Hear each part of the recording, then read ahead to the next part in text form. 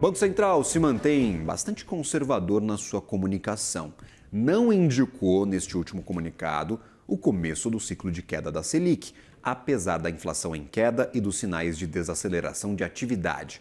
Na avaliação do colunista do CNN Money, da colunista do CNN Money e diretora de macroeconomia para Brasil do UBS Global Wealth Management, Solange Sur, a postura ainda bastante dura da autoridade monetária reflete a incerteza fiscal.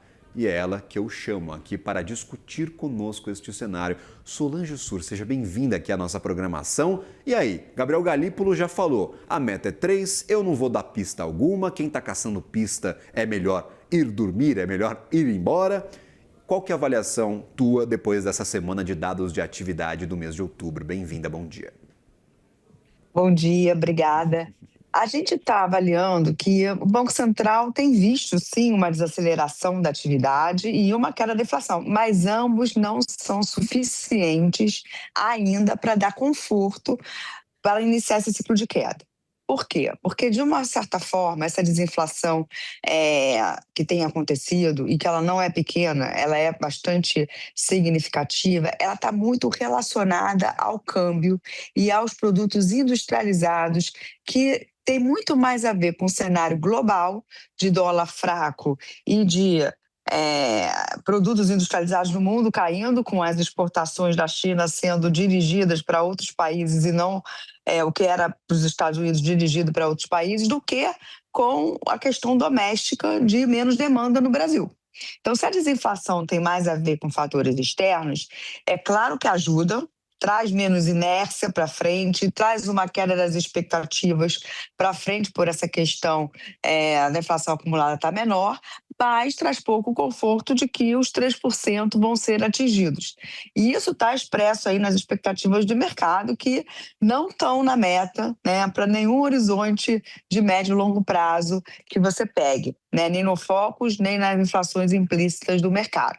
Em relação à atividade, sim, estamos vivendo uma desaceleração, os dados do terceiro tri mostraram isso, o Banco Central colocou no comunicado a desaceleração do PIB, só que já sabemos que o começo do ano vai ser um começo de forte estímulo fiscal. Né, isso já está contratado. Teve a aprovação da isenção do IR, teve várias medidas aí que já estão em vigor, tiveram, na verdade, o pé de meia, tem o Vale Gás, tem a Luz para Todos, né, tem muito crédito subsidiário. Então, tem um impulso fiscal da ordem aí de 1 ponto do PIB, que vai começar a impactar fortemente logo no primeiro tri. Então, essa vigilância tem a ver com esses dois fatores que a gente precisa qualificar quando fala desaceleração da atividade e queda da inflação. Né? Como o Banco Central trabalha com um cenário de atingir a meta num horizonte relevante, que é segundo tri de 2027, daqui a pouco vai avançar mais, cada vez mais o impacto da política fiscal em 2026 vai pesar, porque ela afeta a atividade não só de 2026, mas também de 2027. Olha para o comunicado, o Banco Central fala em certa moderação de crescimento e sempre que fala dessa certa moderação do crescimento, Solange, eles dizem o seguinte: está dentro das expectativas do Banco Central brasileiro. Então, eles já estão contando com essa leve desaceleração. O que seria necessário, talvez, para esta queda de juros efetivamente acontecer no curto prazo? Uma surpresa para o Banco Central? A economia precisa desacelerar mais, até mais do que o esperado? Você vê indícios de que talvez o começo do ano realmente seja data para cortar juros? Eu acho que esse timing, se vai ser...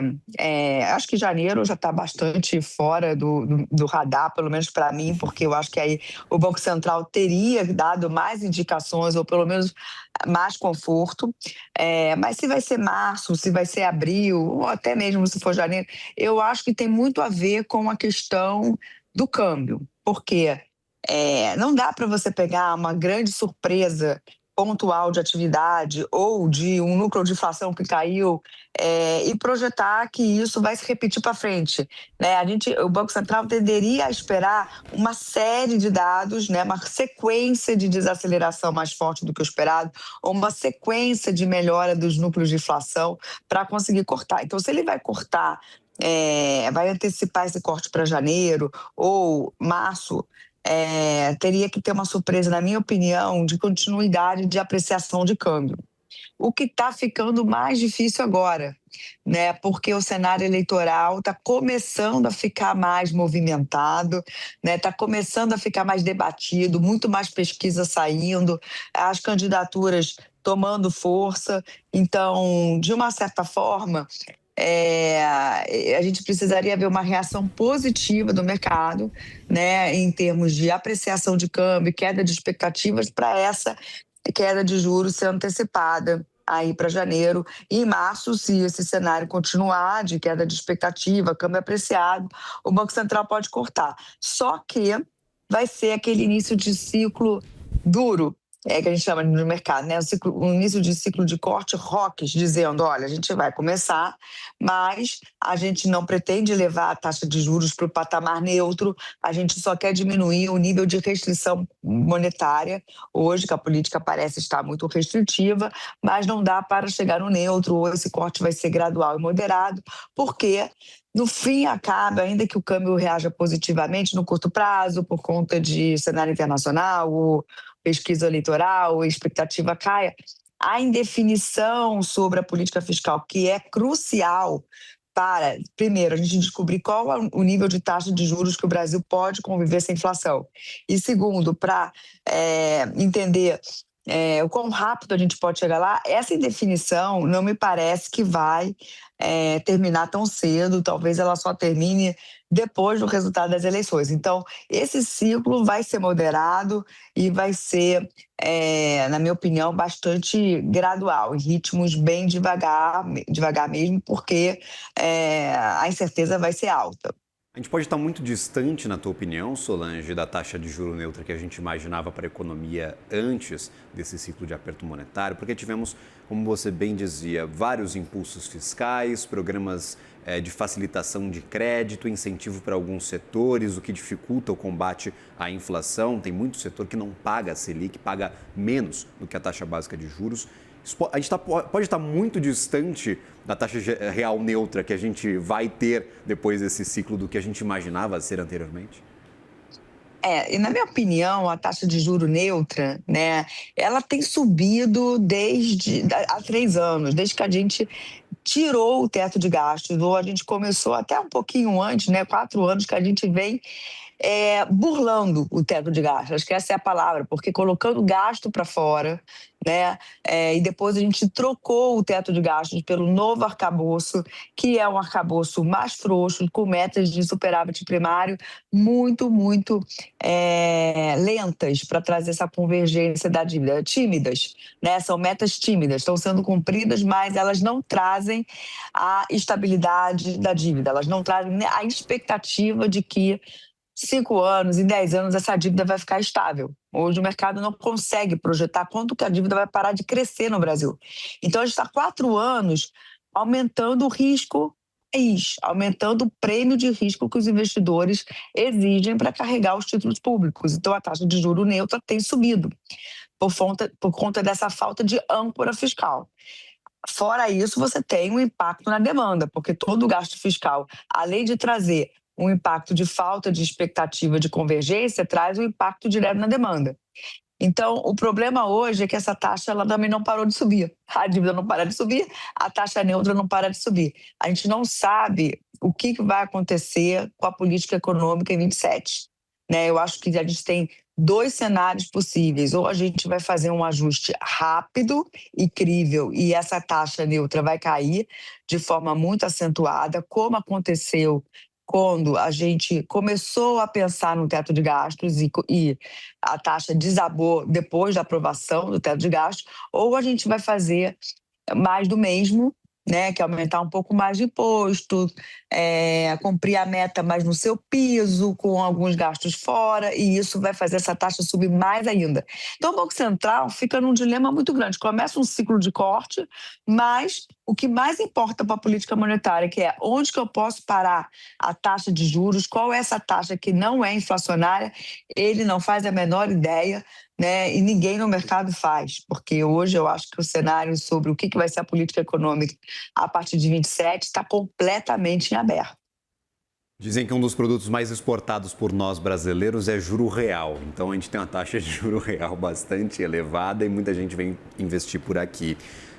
Tirando, claro, essas oscilações por conta de confiabilidade e confiança nas contas públicas, Solange, há uma avaliação de parte dos acadêmicos de que talvez o nosso câmbio possa estar até sobrevalorizado do que deveria em relação à economia brasileira. Isso dificulta exportações, dificulta o desenvolvimento de alguns setores no Brasil. Há o risco da gente empurrar isso com a barriga, a taxa de juro real neutra continuar sendo muito elevada, o câmbio continuar sobrevalorizado, a gente ter um problema estrutural para a economia brasileira e longo prazo a gente está pensando, você imagina isso como um problema ou não vê talvez esse cenário se concretizando? Olha, eu não tenho avaliação que o câmbio hoje está sobrevalorizado, né? Porque diante do risco fiscal que a gente tem, né? Vamos supor que a gente vá para um cenário de mais do mesmo, né? E eu acho esse cenário de mais do mesmo um cenário muito ruim, porque é um cenário onde essa dívida pode crescer mais 10 pontos rapidamente. Lembrando que ela cresceu 10 pontos do PIB, né, ou vai crescer ao final de 2026, 10 pontos do PIB aproximadamente, com a economia crescendo muito. Então, num cenário mais do mesmo, onde a dívida pode crescer mais 10 pontos do PIB, a gente está falando de uma dívida que pode chegar quase a 100%, né, o câmbio tem que depreciar, porque a gente vai atrair menos capital, né, porque a gente vai ser um país fiscalmente insolvente. Né? Então, eu acho que, diante dessa incerteza, eu não vejo o câmbio muito descolado dos fundamentos, né? E, no fundo, se ele vai ficar valorizado, vai ser por um motivo bom. Se for o caso da taxa neutra cair muito, a gente atrair muito capital, né? E acho que a gente vai precisar passar por isso para poder trazer também a inflação para 3%, que é a nossa meta, de uma forma sustentável. Então, acho que se a gente ficar pensando, a gente precisa de um câmbio para estimular o PIB, a indústria, é melhor a gente ir para a agenda sempre esquecida, né, de reformas estruturais que possam aumentar a nossa produtividade. Diga-se de passagem, está completamente estagnada, né, há muitos anos, tirando a produtividade do setor agro, que é completamente um outsider no caso brasileiro, né? A economia toda está estagnada e o setor agro continua produtivo. Então, eu vejo isso, a apreciação do câmbio viria num cenário positivo, né? E traria um efeito muito bom, que seria uma queda mais rápida dos juros, né? Se a gente atrair capital, a gente consegue apreciar o câmbio, consegue jogar a inflação para baixo e consegue derrubar os juros de uma maneira bastante rápida. A gente fez isso, lembrando, antes até da aprovação do teto, só com a expectativa de que haveria uma mudança muito forte na política econômica. Perfeito. E aí, por exemplo, eu trago esses dados aí, alguns que eu tenho de cabeça só, que a produtividade do setor industrial não sai do lugar há 10 anos, a gente produz exatamente o que a gente produzia há 10 anos atrás, até um pouco menos, ou seja, a gente está produzindo cada vez menos. E o PIB per capita brasileiro continua em 10 mil dólares há vários e vários anos, ou seja, também produtividade avaliada pelo PIB não sai muito do lugar, tirando o agro dessa história. A economia está bastante estagnada em relação ao crescimento. Conversamos com Solange Sur, colunista do CNN Money. Obrigado pela participação aqui conosco, Solange. É sempre um prazer conversar contigo. Até uma próxima. Boa manhã a você, uma ótima sexta-feira. Obrigada, o prazer é sempre meu. Valeu.